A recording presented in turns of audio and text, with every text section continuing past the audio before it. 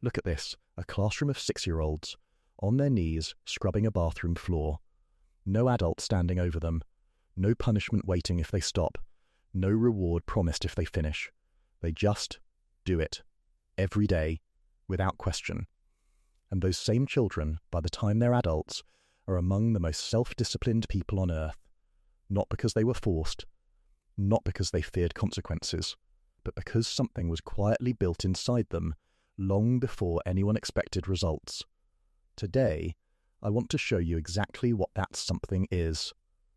5 specific habits that Japanese schools and families have been using for generations, and what neuroscience now tells us is actually happening inside a child's brain when these habits are practiced. But first, let me tell you what this is not about. This is not about strict parenting. It's not about obedience. In fact, the Japanese system isn't trying to produce children who follow rules. It's trying to produce children who no longer need them. That distinction changes everything. Habit 1, Soji, the cleaning ritual. Every day, after lunch, every Japanese student from first grade through high school spends 15 to 20 minutes cleaning their school. Not one classroom, the whole school. Hallways, bathrooms, the garden, the gym. No janitors, no teachers watching. Just children, doing the work. When people outside Japan first hear this, the reaction is almost always the same. That seems unfair. But here's what's actually happening beneath the surface. Neuroscientists have identified something called the ownership effect. When your hands are responsible for maintaining something, your brain stops categorizing it as someone else's problem. You stop seeing mess as something that belongs to other people. A 2019 study from the University of British Columbia found that children who regularly perform cleaning tasks score significantly higher in what researchers call effortful control, the ability to pause, organize thoughts, and follow through on a task without external pressure. That's not a small thing. That's the foundation of discipline. Japanese children aren't learning to clean. They're learning that the world around them is their responsibility. Habit 2, Nichoku, the rotating leader. Every day in a Japanese classroom, 2 students are assigned a special role. They lead the morning greeting, they take attendance, they manage transitions between lessons. They're the point of contact between the class and the teacher. Here's the part that matters. Every single student rotates through this role. Not the confident kids, not the natural leaders. Every child, including the shy ones, the quiet ones, the ones who'd rather disappear into the back row. Developmental psychologists call this role identity theory. The principle is simple but powerful. When you give a child a role, they begin to become the person that role requires. When a timid 6-year-old stands at the front of 30 classmates and says good morning, something shifts. A new self-image begins to form. And identity, once formed, is a far more powerful driver of behavior than any instruction ever could be. Japanese children don't need to be reminded because they've already decided at a deep level who they are. Habit 3, Kyushoku, the lunch system. This is the one that surprised me most. In Japanese schools, there is no cafeteria line. No one serves the children. Instead, students put on white coats and masks, carry heavy pots of food from the kitchen, serve every single classmate themselves, eat together as a group, then clean every table, tray and utensil before they're done. Starting at age 6, occupational therapists have a name for what this trains: sequencing, the ability to plan and execute a series of steps in the correct order, beginning, middle, end, without losing track or skipping ahead.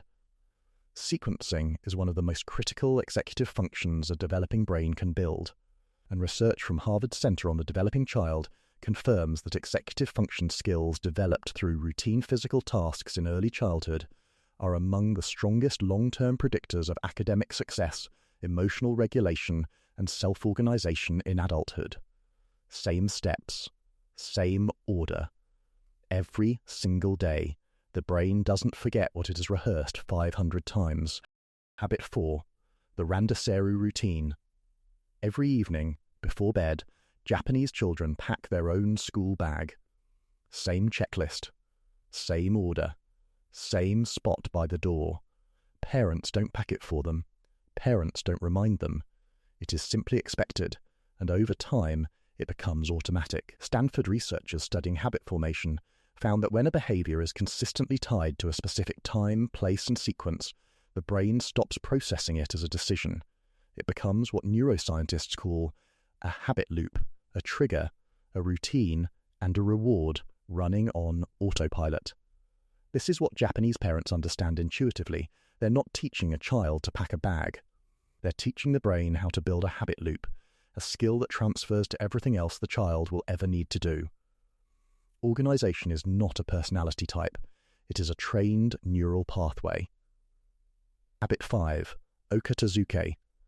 Put it back before you move on this one starts before a child can even speak in full sentences.